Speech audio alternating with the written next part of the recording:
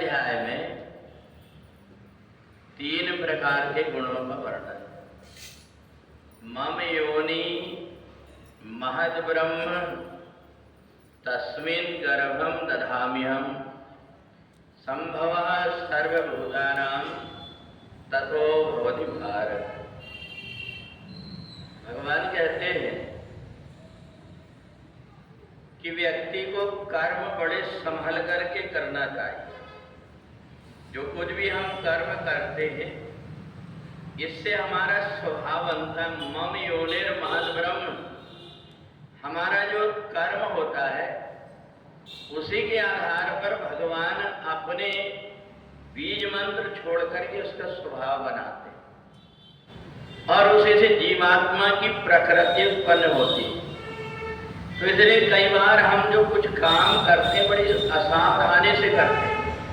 जल्दी से हमें जाना होता है और पैर के जूते जल्दी से उल्टे सीधे कैसे भी खोल करके अंदर भाग गए।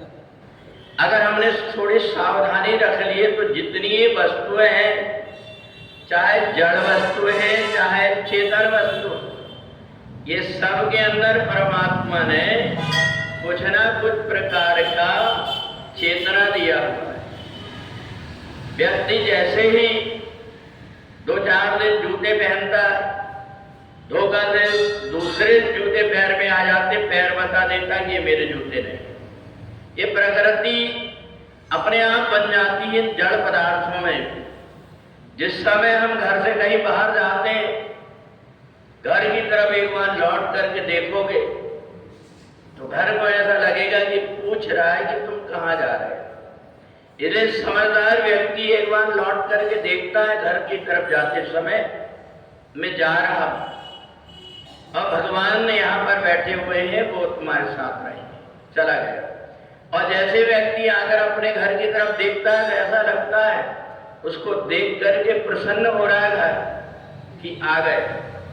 तो जितने भी जड़ पदार्थ है ये न सबके अंदर परमात्मा चेतना दे करके रखते हैं। जितना है उनकी प्रकृति अलग है।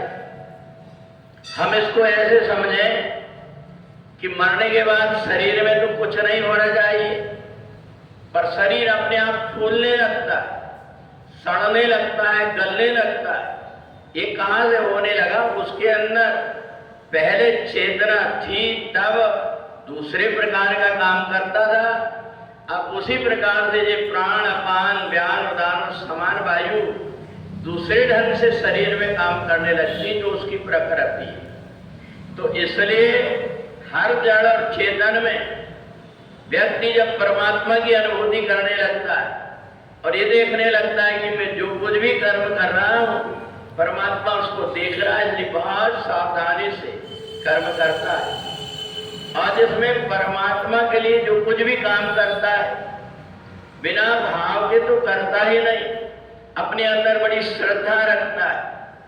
ये मेरे परमात्मा को चढ़ा हुआ प्रसाद है, ये मेरे परमात्मा को चढ़ा हुआ फूल है, ये मेरे परमात्मा को चढ़ा हुआ वस्त्र है, उनका प्रसाद है, ऐसा मान करके उसको माथे से लगा करके रखता है। एक बात जरूर है कि जो व्यक्ति ज्यादा नजदीक रहता है उसकी भावना मर जाती है, उसके अंदर उस प्रकार के भाव नहीं होते।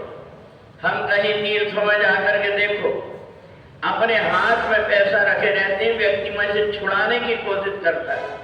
भगवान की तरफ उसका रह करके पास में भी भगवान की तरफ ध्यान नहीं है, उसका ध्यान हमारी सामग्री में, हमारे पैसे में।